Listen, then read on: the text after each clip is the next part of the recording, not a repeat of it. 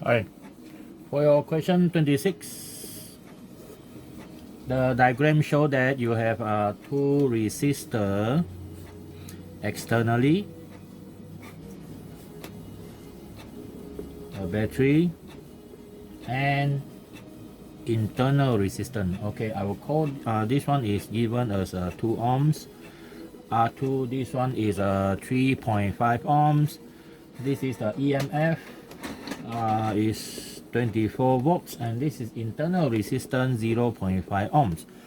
Now you can't solve this one directly unless you use Kirchhoff law, but there's one way. Normally we just simplify the diagram, put the resistor together.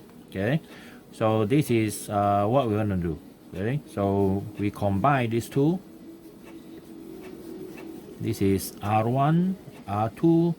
Now battery is alone, so this battery now is assumed to be an ideal battery because you already taken out the internal resistance here.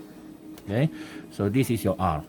So what is the next step is you have to combine R1, R2. Okay, so now you combine R1, R2, so we will call that R1, R2 R12. R1 combined with R2, and this is R. So now how do we get R12?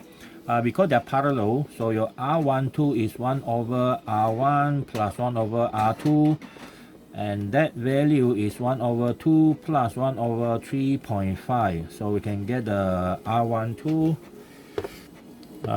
2 plus 3.5. Okay, and then this one again, so at 1.27. Okay, 1.27 ohms. Okay, 1.27 ohms. Now we know this value and we know this value. Now we're going to combine everything together. Okay, everything together, so we call this one R equivalent. Okay, R equivalent, yeah, and this one is equal to 24 volt. Now our R equivalent is equal to the series connection of R12 and R, so that one will be R12 plus R, and your R12 is 1.27 plus 0.5. So plus 0.5, this is what we get, 1.77 ohms. Okay, so that is our equivalent value. Now the current is I.